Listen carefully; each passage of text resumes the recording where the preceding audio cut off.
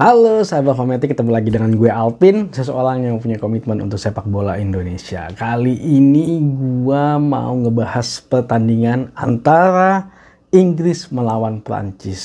Jadi dua negara ini merupakan salah satu negara terkuat di Eropa kalau menurut gue, baik Inggris maupun Prancis. Dan mereka sebenarnya dua-duanya adalah kandidat juara, cuman mereka agak terlalu cepat ketemu ya di perempat final, dan mau nggak mau mereka harus saling mengalahkan. Tapi kita lihat dulu secara statistik di pertandingan mereka sebelumnya. Jadi Inggris berhasil menang 3-0 melawan Senegal. Dan secara statistik mereka unggul dalam hal penguasaan bola, yaitu di angka 61%. Tapi kesempatan menciptakan golnya mereka kalah sama Senegal ya. Mereka hanya 8 kali, tapi 4 kali tembakannya mengarah ke arah gawang. 50% lah berarti. Kalau secara total operan mereka lebih unggul, yaitu sebanyak 597 kali total operan, di mana 523 kalinya operan yang berhasil. Sedangkan serangan mereka sebanyak 121 kali serangan dan 46 kali serangan berbahaya. Ya memang Inggris memainkan bola sesuai dengan ciri khasnya mereka seperti di pertandingan-pertandingan sebelumnya.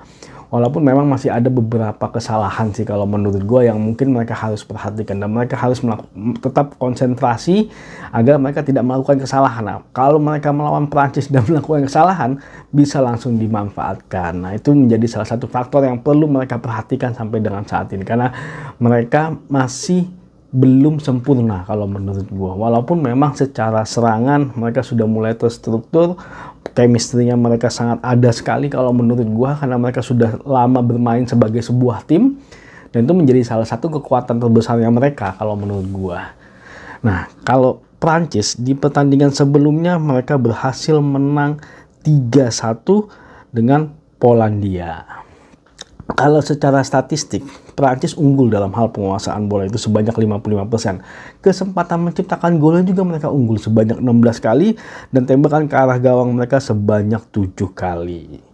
Total operan mereka melakukan 540 kali operan, di mana 481 kali operan yang berhasil, dan serangan mereka lakukan sebanyak 109 kali serangan dan 68 kali serangan berbahaya. Nah, kalau di pertandingan ini juga gue melihat Prancis menunjukkan kekuatan yang sangat hebat. Cuman memang kelemahan Prancis serangan mereka sangat dominan sekali dari kiri.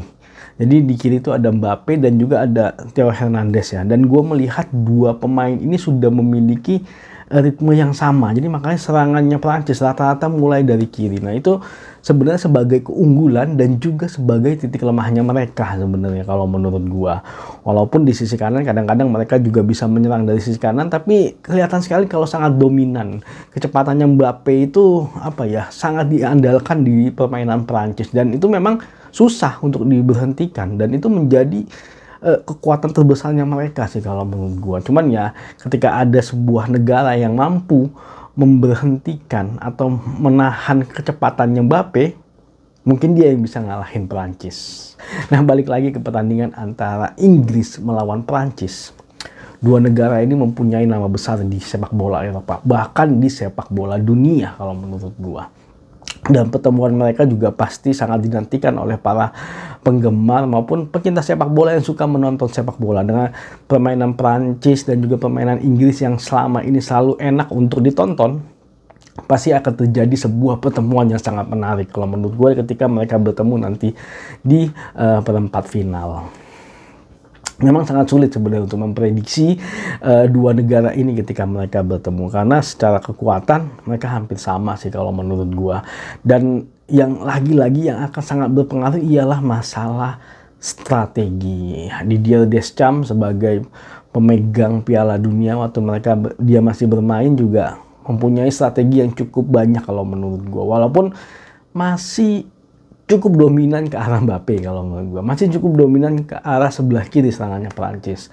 Nah, sedangkan Gareth Southgate kita sudah tahu dia sudah mempersiapkan tim ini dari beberapa tahun yang lalu sebelum Piala Eropa. Dia sudah mempersiapkan, dan bahkan gue ngelihat pemilihan pemain mereka itu tidak dipengaruhi dengan liganya. Kondisi mereka saat mereka di liga gitu, pemain mereka. Dan dia sangat mempercayakan sekali dengan timnya, dan timnya itu memberikan kepercayaan balik sehingga mereka memberikan performa terbaiknya, dan itu sangat sah sekali dicapai untuk sebuah tim kalau menurut gue, dan itu sangat hebat, dan itu salah satu potensi besar menurut gue bagi sepak bola Inggris. Nah, ya lagi-lagi ini masalah strategi gitu. Apakah mereka berhasil menempatkan strategi yang tepat?